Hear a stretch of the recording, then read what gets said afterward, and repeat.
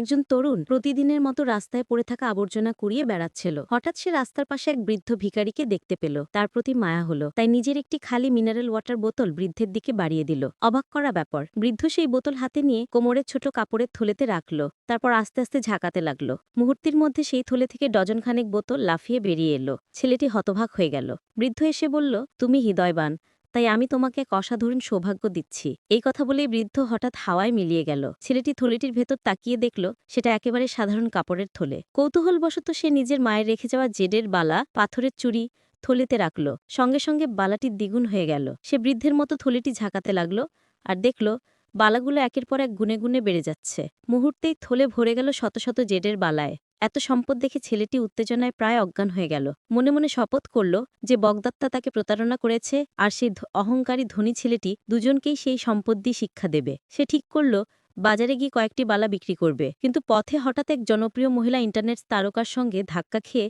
তার পোশাক নষ্ট করে ফেলে। রাগে মেয়েটি পুলিশ ডাকতে চাইল। ছেলেটি নিরুপায় হয়ে বলল, এই বালাটি আমার মায়ের স্মৃতি।